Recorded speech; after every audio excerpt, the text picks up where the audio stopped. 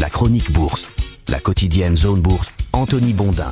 Bonjour, bienvenue dans ce point de marché Zone Bourse du mercredi 29 avril 2026. Le titre du jour, c'est la DER de Powell. Les investisseurs ont jeté un petit peu d'eau froide sur les valeurs de l'IA en surchauffe, mais pour l'instant, il s'agit de quelque chose qu'on pourrait appeler une phase de respiration pour le Nasdaq qui a perdu 1% hier pendant que le Dow Jones faisait du surplace. L'Europe, elle est toujours embourbée dans le marasme moyenne orientale avec une 6e baisse en 7 séances. En attendant les résultats d'Alphabet, Microsoft, Amazon et Meta après la clôture, on va avoir le droit à la dernière décision de politique monétaire de la Fed sous l'ère Jérôme Powell. J'ai vainement cherché un lien entre la date du 29 avril et Powell, histoire d'avoir quelque chose de marrant à raconter ce matin, mais j'ai rien trouvé d'intéressant, hormis quand même le fait que ce sont les 56 ans d'André Agassi, un gars chevelu qui jouait au tennis avant de devenir chauve et de vendre des casseroles. Mais le sport préféré de Powell, ce n'est pas le tennis, c'est plutôt la boxe, puisque c'est à la fois le patron de la Fed et le punching ball préféré de Donald Trump. Tout bon média qui se respecte se doit d'avoir des fiches nécrologiques à jour pour dégainer le plus vite possible quand une personnalité casse sa pipe. Et dans la finance, j'imagine qu'il faut absolument conserver précieusement la nécro de Warren Buffett, de George Soros ou de Carl Icahn, voire celle de Bernard Arnault, mais je ne sais pas si j'ai le droit de dire ça vu qu'il contrôle déjà tout le reste de la presse économique française et que de toute façon, Bernard Arnault est immortel. Bref, le temps est venu de faire la nécro de Jérôme Powell, même s'il restera en fonction encore quelques jours en mai avant d'être remplacé par Kevin Warsh. Chez Zone Bourse, sa nécro a été fournie par un certain Donald T, dont c'est la première pige chez nous. Alors voilà ce qu'il nous a transmis, je le cite. Jérôme Powell disparaît comme il a vécu, trop tard, un type faible, franchement complètement nul et en retard surtout, tout le monde le sait. Il était à la tête de la Fed, un poste énorme, et qu'est-ce qu'il a fait? Des erreurs, encore des erreurs. Les taux, un vrai désastre, l'inflation hors de contrôle pendant des années, le Covid, la guerre en Iran, le pouvoir d'achat, Bad Bunny au Super Bowl, tout est de sa faute. Je lui avais pourtant laissé une économie parfaite, la meilleure de l'histoire, et il a réussi à la gâcher. Il n'écoutait personne et surtout pas moi, ce qui est une grave erreur. Alors ok, j'avais nommé ce type, mais il était censé m'écouter. Message reçu, Kevin. Voilà, je ferme les guillemets sur cette nécro qui nous a donc été fournie par Donald T. Pour sa dernière réunion en tant que patron de la banque centrale la plus puissante du monde, Powell devrait annoncer un statu quo sur les taux directeurs. L'effet inflationniste de la guerre en Iran a conforté la position attentiste de l'institution. Lors de la conférence de presse, le futur ex-président va probablement insister sur l'indépendance de l'institution. Il sera aussi interrogé sur son avenir comme gouverneur, car la fin de sa présidence ne signifie pas forcément son départ du conseil. On vous a écrit quelques articles là-dessus, j'ai mis un lien dans la chronique écrite. Du point de vue des marchés, la décision de politique monétaire du jour n'est pas vraiment un game changer. Les investisseurs sont bien conscients que l'inflation empêche une action immédiate sur les taux et s'en accommode tant que l'économie américaine ne donne pas de signe de faiblesse. En revanche, la future composition du conseil des gouverneurs conditionne pas mal de choses. Il faudra donc être attentif à ce qui se passe ce soir. En marge de la réunion de la Fed, décision sur les taux à 20h heure de Paris comme d'habitude et conférence à partir de 20h30. Cette journée est marquée par une avalanche de résultats d'entreprises en 3 phases. En Europe avant l'ouverture avec pas mal de poids lourds de la côte. Aux États-Unis avant les premiers échanges à Wall Street pour l'économie traditionnelle. Ça c'est entre midi et 15h environ heure de Paris. Puis post-clôture américaine pour les valeurs de la tech dont les 4 géants précités. À l'issue de cette journée, les financiers auront une meilleure vision des plus et des moins de l'IA et du choc pétrolier.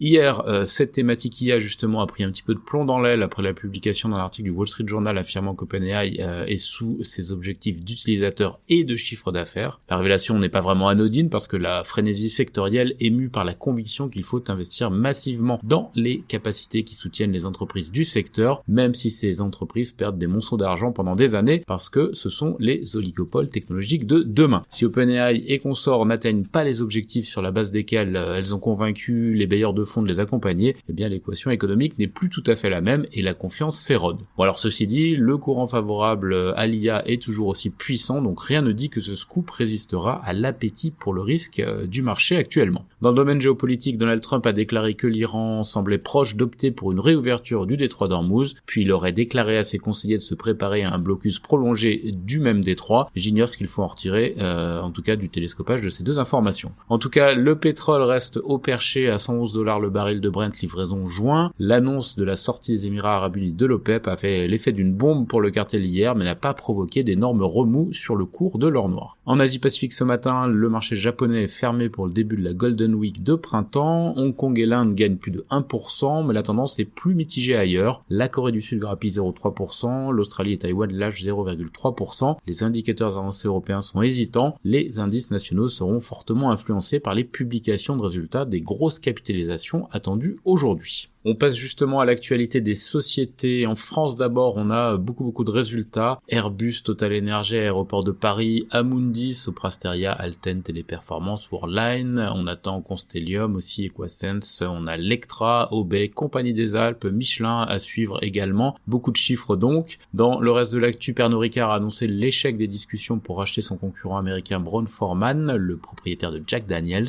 BNP Paribas a finalisé la cession de 25% d'AG Insurance à Ageas. Orange annonce la signature d'un financement de 1,3 milliard d'euros avec Caixa et BNP destiné au rachat de Scorefit. La Score annonce le renouvellement du mandat d'administrateur de son directeur général. LDC a obtenu le feu vert britannique pour l'opération d'achat d'actions de la société Green Label. Peter Brabeck via Glasshouse a renforcé ses positions dans Vusion. Peugeot Invest signe un accord de cession de sa participation dans l'immobilière d'Assaut pour 745 millions d'euros. Clariane émet 230 millions d'euros d'obligations. La compagnie Charger Invest progresse dans la cession de Novacell. BioUV a intégré le programme Life Rewa de réutilisation des eaux usées de la métropole de Montpellier. Amoeba obtient une nouvelle autorisation d'urgence pour l'utilisation de sa solution de biocontrôle sur le vignoble français et Dronevolt a émis des APSA. Ailleurs en Europe, beaucoup de résultats aussi. On a notamment UBS, Santander, Mercedes, Deutsche Bank, Sandoz, Adidas, Prudential, Norsk Hydro, Puig, Lloyds, Garmin, Porsche, UMG et encore beaucoup d'autres ce matin. Kone va racheter son concurrent TK Elevator pour 29,4 milliards d'euros. CVC envisagerait une offre de 9 milliards d'euros sur le spécialiste italien des paiements Nexi selon le FT. Relix conclut un accord d'acquisition de la Legal Tech française Doctrine. Eni a mandaté JP Morgan pour conseiller la vente potentielle d'un Vapocracker en Italie. Wizz Air est l'action la plus shortée de la cote britannique avec plus de 14% d'intérêt vendeur actuellement. Solaria lance un placement accéléré portant sur 10% de son capital et ISS soutient la direction de Doc Morris. Côté Amérique du Nord, les valeurs en hausse post-séance après leur trimestriel, Fair Isaac plus 11, Veralto plus 8, Starbucks plus 5,5% et Visa plus 5. Les valeurs en baisse à l'inverse, Robinhood moins 9%, Teradyne moins 8%, Booking moins 4% et Ingersoll Rand moins 2%.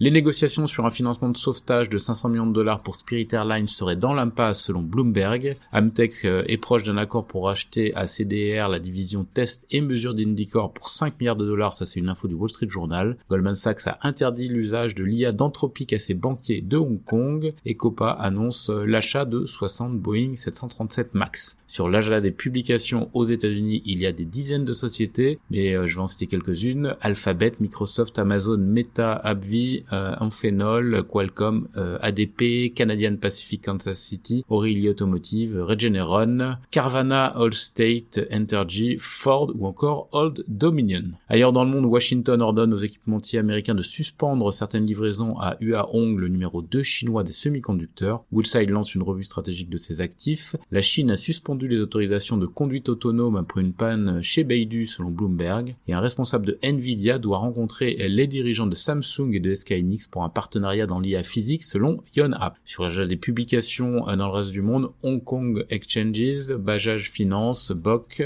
Doosan Enerbility ou encore AIA Group. C'est terminé pour ce point de marché du jour. Excellente journée à toutes et à tous.